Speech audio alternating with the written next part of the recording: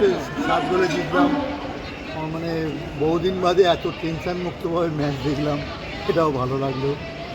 অপোনেন্টকে ছোটো করছি না, আগের দিনেও বলেছিলাম খেলার আগের দিন মিনি ডার্বি একটা, ওরা হয়তো কোনো একটা কারণে হয়তো ঠিকভাবে সেইভাবে টিমটা তৈরি করতে পারিনি। এটা বোধ হয় এর থেকে ব্যান্ড আছে ওদের। যাই হোক, টিম জিতেছে 7 গোলে, প্লাস টুর্নামেন্টটা মুম্বাই এফসিও বেশ জমিয়ে দিয়েছে। আইএসএলটা বেশ ভালো জায়গা আছে, এখন এনিবডিজ ম্যাচ, এখন কেউ বলতে পারবে না এই টিম চ্যাম্পিয়ন ওই টিম চ্যাম্পিয়ন, এটা কিন্তু আগে বলা যাবে না। আমি যেমন প্রথম থেকে ধরেছিলাম যে হয় ইস্টবেঙ্গল নয় মুম্বাই, কিন্তু এখন দেখছি মুম্বাইও চলে এসছে, গোয়াও আছে। তাই আইএসএল ছোটো লিগ হলেও আইএসএলটা বেশ একটা ভালো মাত্রায় চলে গেছে, এবং সেটা মুম্বাই করে দিয়ে গেছে।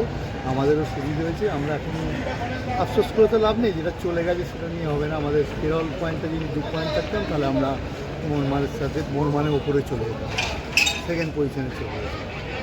তাই টিম জিতেছে, স্বাভাবিক আনন্দ তো হবেই।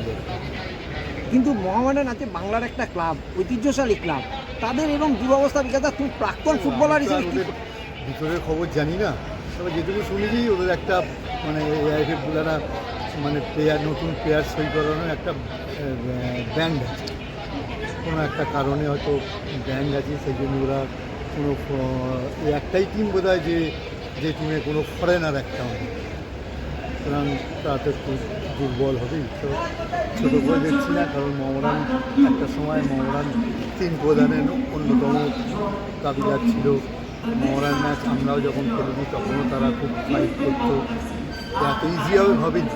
মানে বেশ কয়েক বছর ধরে খেলা দেখতে এসেছি, এত টেনশন মুক্তভাবে ম্যাচ দেখিনি, একদিকে ম্যাচটা দেখি।